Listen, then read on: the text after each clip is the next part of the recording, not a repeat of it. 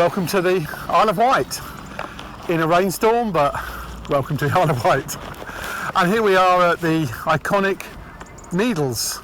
Over my back shoulder you'll see the classic chalk cliffs. But we're here for a special reason, because there are places in the world where history is made and where the world changes. And this is one. I'm actually standing on the site of what was the Royal Needles Hotel.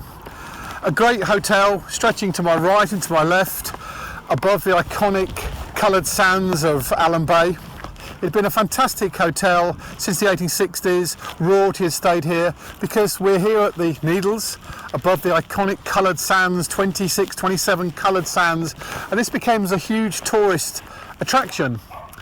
But more importantly, in 1897, a young Italian, known as Marconi, he's looking for somewhere to move his experiments. He's got his offices in London, but they are full of electrical noise and smoke and bad smells, we put it like this. So Marconi has got to find somewhere in the country where he can develop his equipment. He also now is quite worried about industrial espionage. He needs to get away from prying eyes, and he's attracted to the Isle of Wight. It has a beautiful, clean environment. He's made friends with Granville Ward, just down in Totland, a fellow Roman Catholic. And we're now in the December of 1897. And he finds that the Royal Needles Hotel here is basically empty because it can be quite bleak here in the winter. He rents the entire floor of this hotel. Just over here, he'll put a 168-foot high mast, dragged up the cliffs, bought from Fay's shipyards in Southampton. And what he's going to do here is going to change the world forever, because where we're standing on the site of the Royal Needles Hotel is the world's first permanent wireless station. This is where radio is born. Today it is a tourist attraction with rides for children and the chairlifts above the coloured sands. But in 1897, this is where technology and science and engineering was all going to come together. Across the bay here, Marconi realised that you've got Swanage Pier 14 miles away, Bournemouth Pier 18 miles away. Below us, the now lost Allen Bay Pier. Up on the hillside, you've got Coast Guard cottages. He's going to install in the ground floor room, in fact with the transmitter equipment in the billiards room just here, the very early spark transmitter using 10-inch induction coil, 168-foot mast here with great collection of sausage aerials. He's going to hire 2 Solent steamers from Lymington, just across the water, and he's going to equip them with radio. So through the Christmas of 1898, and he's going to now demonstrate that radio, wireless, is a practical system. He believes that in what becomes now a big laboratory, his growing staff are starting to file coherers. He's testing transformers. They're going to make thousands of different types of transformers, thousands of different types of coherers. And the whole idea is that he wants to push the technology. Remember, Marconi is not a scientist, he's not an engineer, he just is an entrepreneur with great dreams and great ideas. But he's an empirical scientist, so everything is a single step to see whether it gets better or it gets worse. So through the Christmas of 1898, George Kemp out at sea here is going to be out in the foulest of weathers, including Christmas Day. Waves breaking over the end of the boat, breaking in, soaking the equipment. So Marconi realises he has to cover everything in shellac to make it waterproof for the Royal Navy. So over these 6 months here at Allen Bay, he's going to push the science, the reliability, the robustness of radio equipment in a huge step. So the reason Allen Bay is so important is this is where the world changes. This is where radio is not born, because that was born in a hillside in Genoa. It was born on Salisbury Plain. It was pushed and developed. This is where it becomes a reality, where practical equipment can be installed, deinstalled, fixed, tested.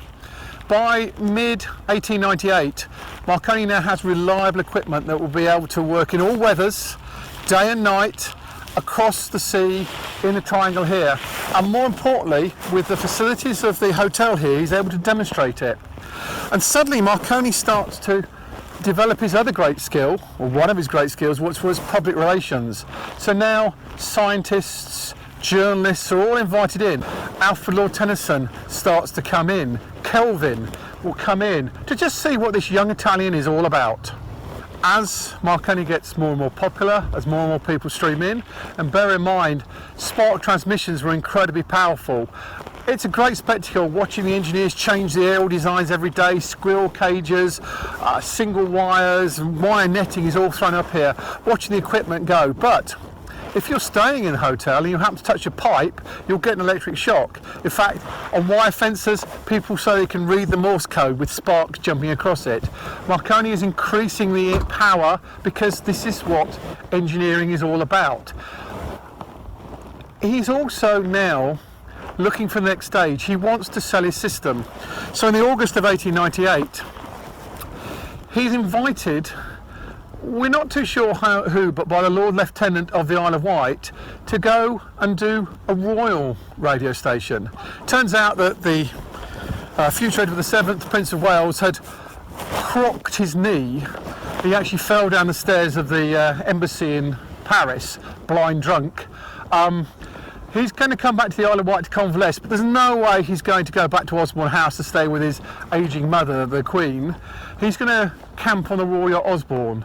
But of course, the Queen wants to be kept up to date with his details. Marconi sees this as a great PR, public relations cue. He grabs it, he installs radio equipment straight off the Solent Seamers here onto the Royal Yacht Osborne, big aerial mass, and it becomes part of the experiments. They're going to transmit thousands of messages, all the royal family get to have a go, and of course, Marconi again is headline news the world after.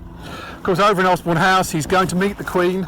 Several versions of the story, but he cuts through her private garden. He meets the Queen. He's already broken one wall. He then says, "Hello, Your Majesty." You don't talk to the Queen. The Queen's not amused. She then says to her aide, "Who is that man?" "He's Marconi, the electrician." And the story goes that she says, "Well, get me another electrician." "I'm sorry, ma'am, there is no other electrician like Marconi." So with the royal trials, he then puts a station in at Ladywood Cottage. Again, headline news. This station here gets more and more popular, and then again, to communicate the messages, although he's transmitting in radio backwards and forwards and to the Madeira House Research Centre, most of the messages back to London, the headquarters, and the new Hall Street manufacturing factory in Chelmsford. All those messages have been sent by telegram, by wire overland links.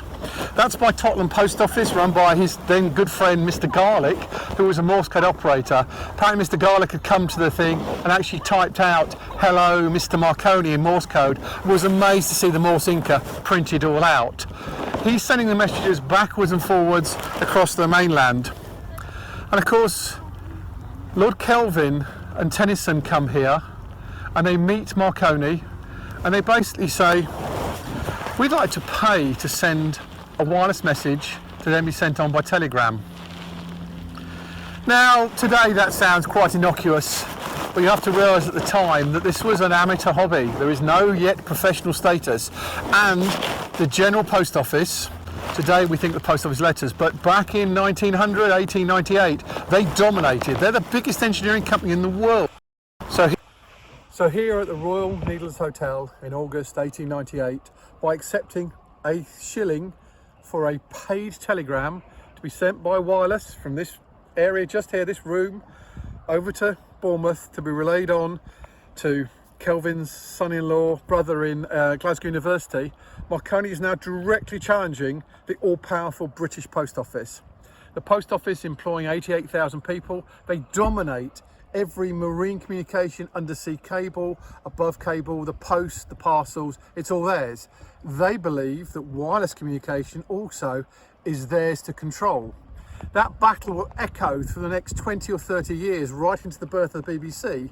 But here, Marconi puts a line in the sand and says, "I now have the ability to send messages without wires through space, and I don't have to pay you a penny."